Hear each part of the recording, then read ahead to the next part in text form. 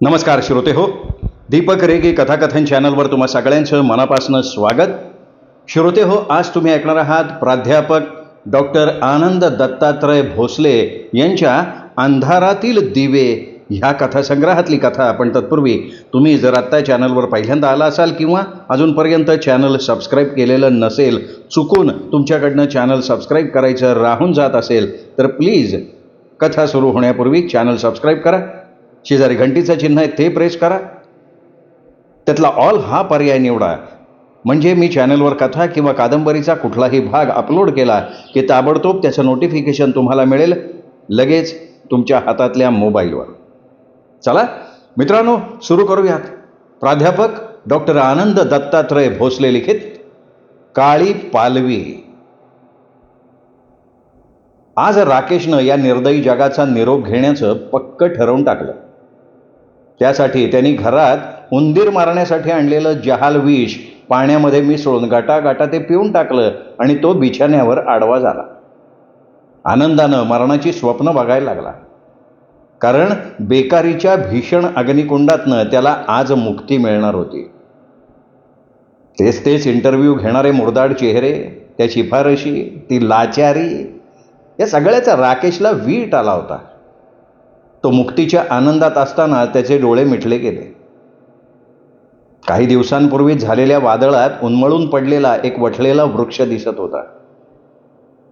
त्याला नुकतीच फुटू बघणारी हिरवीगार पालवी त्यामुळे झडून काळी शार झालेली होती. हिरव्या पालवीचं रूपांतर त्यामुळे काळ्या पालवीत झालं होतं, क्रूर काळ्या नियतीसारखं. राकेश, ए राकेश, अरे उठ, जा बरं, रेशनची साखर ये घेऊन. 8 वाजलेत 8 आणि हे कुंभकर्ण महाशय अजून झोपा काढतायत. अरे चल उठ. पिताश्रींच्या हिटलर छाप आवाजानं राकेश ताडकन उठून बसला आणि म्हणाला, म्हणजे मी जिवंत आहे? एवढं जहाल विष त्याने निळकंठासारखं पचवलं होतं का काय? का बेकारीनं विषावर सुद्धा मात केली होती? तेवढ्यात त्याची नजर त्या छोट्या डबीकडे गेली ज्यामधून त्यांनी विष बाहेर काढलेलं होतं आणि पिऊन टाकलेलं होतं. तोच पिताश्री का काढले? गधड्या, आत्महत्या करतोयस का काय? मरायला काय धाड भरलीये तुला रे? चांगलं 2 वेळेला खायला मिळतंय, इंटरव्ह्यूच्या सहलीला जायला पैसे मिळतोय, आणखीन काय हवंय? काय तुला काय हवंय? त्यांच्या आवाजानं मातोश्री स्वयंपाकघरातनं लगबगीनं आल्या. अगं बाई, आत्महत्या करत होता? बरं झालं ग बाई, मी त्या विषाच्या डब्यात दिवाळीसाठी आणलेली पिठी साखर ठेवली होती. मग ते विष कुठे ठेवलंय? बहुधा पिताश्रींना राकेशपेक्षा विषाचं महत्व जास्त वाटत होतं. अहो, मी ते साखरेच्या डब्यात ठेवलंय. हो, आय सी. म्हणजे एकंदरीत हा प्रकार गुळाच्या डब्यात शेंगदाणे आणि शेंगदाण्याच्या डब्यात गुळ असा होता. त्यामुळे मरण देवता राकेशवर प्रसन्न झालेली नव्हती. चला सन्माननीय महोदय, उठा आता, उठा. आपण रेशनच्या दुकानावर साखर घ्यायला जाणार आहात का नाही? पिताश्री पुन्हा एकदा कडवटपणे म्हणाले. राकेशनं होकारार्थी मान डोलवली आणि तो सकाळचे विधी लवकर आटपायला लागला. रेशनची साखर आणायला राकेश निघाला खरा, पण तो दुकानावर पोहोचलाच नाही. कारण आज कुठल्याही अवस्थेत मारायचं हे त्याने ठरवून टाकलेलं होतं. म्हणून त्यांनी गावाबाहेर असलेल्या रेल्वे रुळावर झोपण्यासाठी एक चांगली निर्मनुष्य जागा मनात योजली होती. एकदाचा राकेश त्या जागेवर जाऊन पोहोचला. त्यांनी सर्वत्र नजर फिरवली आणि झाला रुळावर आडवा. रुळावर आडवा होऊन तो गाडीची प्रतीक्षा करायला लागला. सकाळी 10 वाजल्यापासून दुपारी 1 वाजेपर्यंत राकेश रणरणत्या उन्हात रुळांवर पडून राहिला होता. अंगाला चटके लागत होते, ते बेकारीच्या चटक्यापेक्षा कमी दाहक वाटत होते त्याला. जेव्हा एकही गाडी आली नाही तेव्हा चिडून चडफडत तो चौकशीसाठी रेल्वे स्टेशनवर गेला. तिथे त्याला कळलं की त्या दिवशी शेतकरी आंदोलन असल्यामुळे रेल्वे रोको सुरू होता, त्यामुळे सर्व गाड्या ठप्प झालेल्या होत्या. हा प्रयत्न सुद्धा निष्फळ ठरल्यावर राकेश नव्या उमेदीनं गावाबाहेर असलेल्या नदीच्या पुलाकडे निघाला. जेव्हा तो त्या विस्तीर्ण पात्र असलेल्या नदीच्या पुलावर पोहोचला त्यावेळी उतरतं ऊन असल्यामुळे सूर्यास्ताची वेळ झालेली असल्यामुळे पाणी सोनेरी भासत होतं. राकेशनं त्या पाण्यात सुखस्वप्नांची राखरांगोळी बघितली, डोळे गच्च मिटून घेतले आणि परमेश्वराला या प्रयत्नांना तरी साथ दे अशी विनंती केली. त्यांनी धाडकन उडी मारली तशी त्याच्या हातातली रेशनची रिकामी पिशवी दूरवर फेकली गेली आणि राकेश पाण्यात गटांगळ्या खायला लागल्या. चल चल चल मरणा, प्रसन्न हो रे बाबा, यमराज या मला घेऊन चाला. अरे सगळ्या लाचारीतनं सुटलोय आता.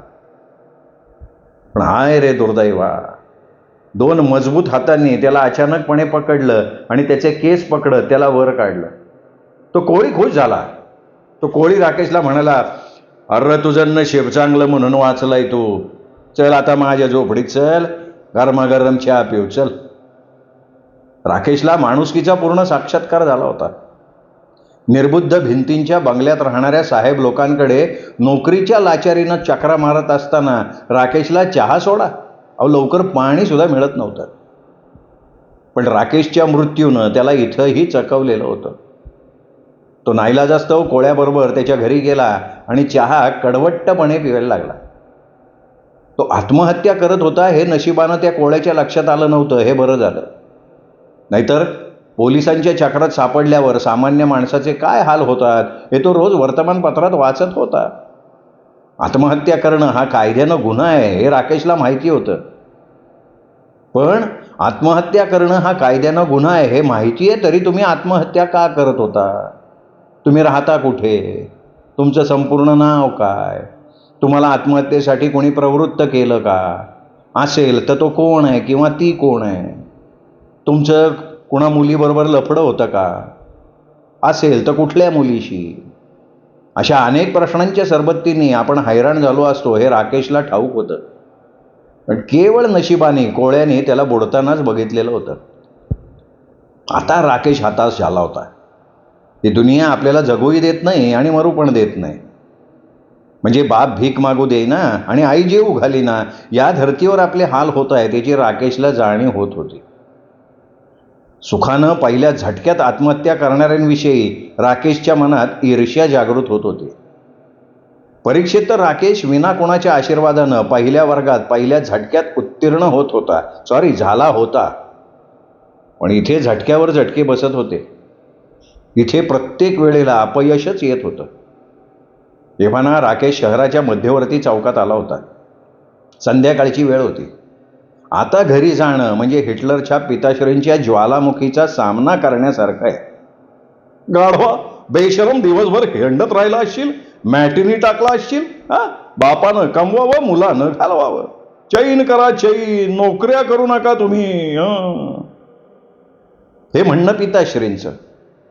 आणि राकेशचे चाळवाले म्हणजे दिव्य मंडळी होती. जखमेवर मीठ कसं चोळायचं हे आपल्याकडच्या कोणालाही अति उत्तम जमतं.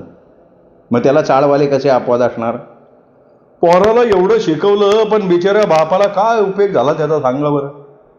हो ना, त्यापेक्षा मॅट्रिक नंतर एखादा धंदा काढला असता तर आता ही पाळी आली नसती. बंडू काकांचा हळवा स्वर. एवढा हुशार पोरगा राकेश आता पार वाया गेला. वाया गेलाय काय म्हणतेस? आमचे हे सांगत होते की राकेश सिगरेट पितो म्हणे. राधा काकूंची फोडणी. मी तर आमच्या बंड्याला बाई ग्रॅज्युएट करणारच नाही. सरळ कुठल्याही ऑफिसात चिटकून देणं इतकी पॉवर आहे आमच्यामध्ये. रखमा काकूंची दिव्य दृष्टी. हो ना, ते रस्ते सगळ्यांना ठाऊक नसतात. आता बघा ना, राकेशचे वडील हिटलर टाईप, सदा हुकुमशाही. पोरगं कसं वाळून गेलंय बघा की. तुमची कुठे ओळख असेल तर बघा ना राकेशसाठी प्रयत्न करून. का? तो कोणी आहे आपला? मेवणा, भाऊ, मुलगा? असं रक्ताचं नातं असलं ना तरी लोक आता आपल्या स्वतःच्या पुतण्या पुतणीचंही नोकरीचं काम करत नाही. हा राकेश कुठच्या कुठं आहे? हे सगळे टोमणे ऐकून राकेश जाम वैतागला होता आणि म्हणून त्यांनी मारायचं ठरवलं होतं. एका ट्रकच्या कर्कश आवाजानं राकेशची तंद्री भंग पावली. राकेश रस्त्याच्या मध्यभागी उभा होता. कर्कश आवाजात येणारा ट्रक वाकडा तिकडा होत त्याच्या दिशेनं येत होता. एका जागेवर स्थिर उभं राहिल्यानं अपघात टळतो म्हणून राकेश सुद्धा वाकडा तिकडा पळायला लागला. अगदी बरोबर ट्रकच्या समोर आला. आता आपला अपघात निश्चित होणार या मदहोश आनंदानं तो स्थिर झाला. पण त्याच वेळेला ट्रकचे ब्रेक करकचून दाबले गेले. राकेशच्या अंगातले हवाच निघून गेली. राकेश निराशेने खाली बसला. ट्रकमधला सरदारजी कॅबिनमधनं उतरत त्याला घेऊन त्याच्या भोवती फेर धरून नाचायला लागला आणि म्हणायला लागला, ओए बड़े खुशमत हो तुम, मेरे गाड़ी के ब्रेक अचानक फेल हो गए थे, न जाने कैसे तुझे देखते ही ब्रेक लग गए और मेरी तेरी दोनों की जान बच गई वे. राकेशच्या डोळ्यात आसू, ओठावर हसू, कसं बसाण तो तिथनं निघाला. त्या सरदारजीला राकेशचे अश्रू आनंदाचे वाटले होते. रात्रीचे 10 वाजले होते. सकाळी 8:30 ते रात्री 10 वाजले होते. तो दिवसभर भटकत होता. इतक्या वेळ बिनाकामाचा घराबाहेर राहण्याबद्दल पित्याश्रींचं बोलणं ऐकण्याची पूर्वतयारी त्याने केली होती. दरवाजा उघडला. दारात पिताश्रीच उभे होते. पण आश्चर्य, ते रागीट मुद्रेऐवजी हसत हसत राकेशकडे बघत होते. त्यांचे ओठ कुठल्या तरी आनंदानं थरथरत होते. जेव्हा राकेशनं घरात प्रवेश केला त्याच्या पिताश्रींनी त्याला मिठीच मारली. राकेश, राकेश बेटा, बेटा राकेश, अरे तुला नोकरी लागली रे, नोकरी लागली तुला. हे बघ अपॉइंटमेंट लेटर मिळालंय. आज दुपारीच आलंय तुझं अपॉइंटमेंट लेटर. अरे तू 6 महिन्यांपूर्वी दिलेला इंटरव्ह्यूचा आज निकाल मिळालाय आपल्याला. वा वा वा, तुझं मुंबईच्या ऑफिसमध्ये सिलेक्शन झालंय रे राकेश बेटा. वा वा वा.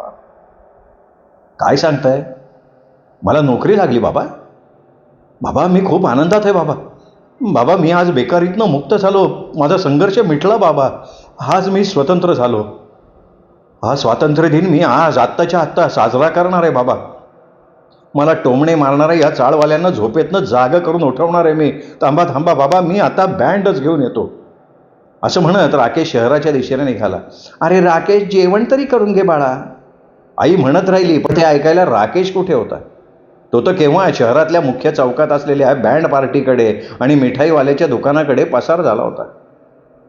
जेव्हा राकेश पुन्हा मागासच्या चौकात आला तेव्हा एरवी सदैव गजबजलेला चौक आता शांत झाला होता. रात्रीची नीरव शांतता तिथे नांदत होती. पण सुदैवानं एक मिठाईचं दुकान, बँडवाल्याचं दुकान दोन्हीही उघडी होती.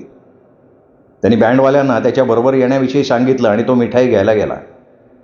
थोड्याच वेळानं राकेश बँडवाल्यांना घेऊन चौक ओलांडायला लागला. आज तब्बल 12 वर्षांच्या संघर्षातनं त्याला नोकरी मिळाली होती आणि हा आनंद अवर्णनीय होता. राकेश मोरपंखी विचारात मग्न होता. तेवढ्यात एक ट्रक त्याच्या दिशेनं भरधाव यायला लागला. इकडे तिकडे धावलं तर अपघात हमखास घडतात या अनुभवानं राकेश एका जागेवर स्थिर उभा राहिला. मात्र वेगानं येणाऱ्या त्या ट्रकनं नेमका राकेशचा वेध घेतला आणि एक हृदय विदारक किंकाळी त्या परिसरात निनादली. ट्रक थोडा पुढे जाऊन थांबला. राकेश रक्तबंबाळून रस्त्यावर पडला होता. मृत्यूनं झेप घातली होती त्याच्यावर. ज्यावेळेस राकेशने मृत्यूला जवळ केलं त्यावेळेला मृत्यूने त्याला दूर ढकललं. पण आता उज्ज्वल भविष्याची स्वप्न प्रत्यक्षात येण्याची चिन्ह दिसू लागताच नियतीनं आपलं काम चोख बजावलेलं होतं. दुःखाच्या वादळात मृत्यूनं राकेशला साथ दिली नव्हती. पण थंड सुखाच्या सावलीत बसण्याचं भाग्य क्रूर नियतीनं, पर्यायानं, मृत्यूनं त्याच्यापासून हिरावून घेतलं. बँडवाले ते दृश्य हताशपणे बघत होते. मिठाईचे पेढे रस्त्यावर रक्तानं माखलेल्या अवस्थेत दूर दूर पसरले होते. राकेशच्या करुण दुःखाची कहाणी सांगत तिथून थोड्याच अंतरावर काही दिवसापूर्वी झालेल्या वादळात उन्मळून पडलेला एक वटलेला वृक्ष दिसत होता. त्याला नुकतीच फुटू बघणारी हिरवीगार पालवी त्यामुळे झडून काळी शार झाली होती. हिरव्या पालवीचं रूपांतर त्यामुळे काळ्या पालवीत झालं होतं, क्रूर काळ्या नियतीसारखं. श्रोते हो, ही होती काळी पालवी ही कथा, जी लिहिली होती प्राध्यापक डॉक्टर आनंद दत्तात्रय भोसले यांनी. कथा आवडली असेल लाईक करा, कमेंट करा, मित्रपरिवारात नातेवाईकात शेअरही करा. आणि हो, चॅनल सबस्क्राईब करायचं राहिलं असेल तर प्लीज चॅनल तेवढं सबस्क्राईब करा. पुन्हा भेटूयात अशाच कथेसह. तोपर्यंत नमस्कार मित्र.